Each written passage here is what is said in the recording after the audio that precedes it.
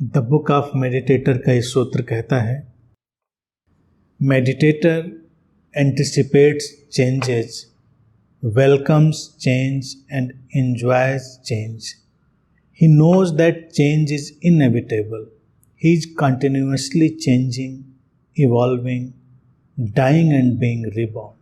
अर्थात सूत्र कहता है कि ध्यानी परिवर्तन को जानता है, वो परिवर्तन का स्वागत करता है और परिवर्तन में आनंदित रहता है। वो जानता है कि परिवर्तन अपरिहार्य है और वो निरंतर परिवर्तित हो रहा होता है, विकसित हो रहा होता है और नए जन्म के लिए मर रहा होता है। कहते ही हैं कि जीवन में एक ही चीज अपरिवर्तनशील है और वो है परिवर्तन।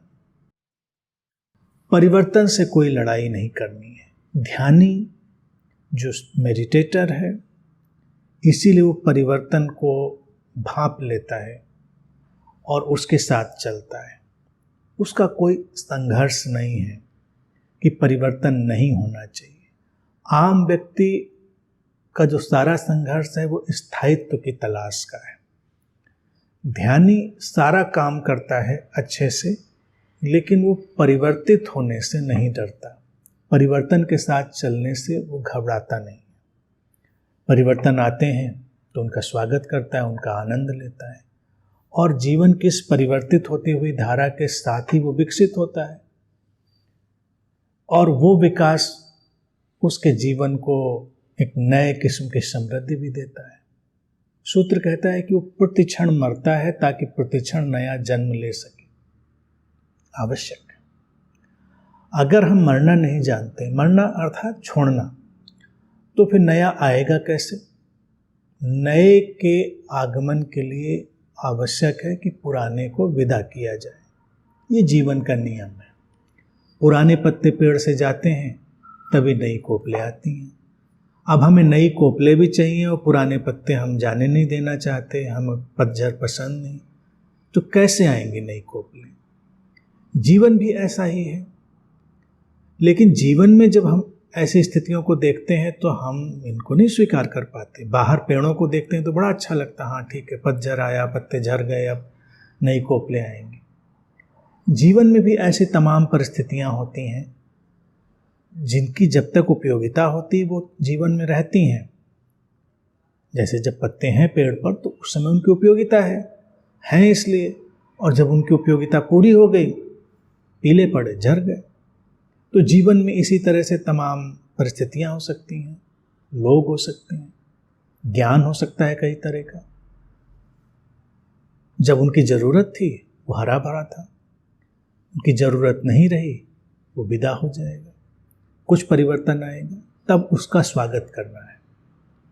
परिवर्तन के साथ हमको विकसित होना है।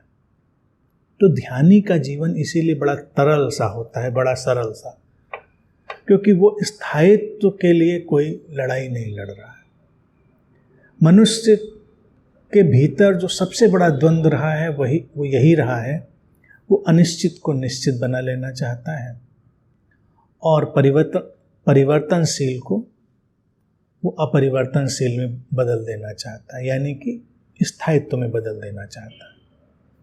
ये संघर्ष, ये द्वंद्व उसको हमेशा पीड़ित रखता है। जो वास्तविकता है उसके साथ लयबद्ध होकर चलना ही बुद्धिमत्ता है। सूत्र कहता है कि ध्यानी जानता है कि परिवर्तन अपरिहार्य है, अर्थात वो होगा ही, तो संघर्ष किस बात का? परिवर्तित होइए। बचपन से हम विकसित होते हुए किशोरावस्था, युवावस्था, प्रौढ़ावस्था, वृद्धावस्था तक जाते हैं।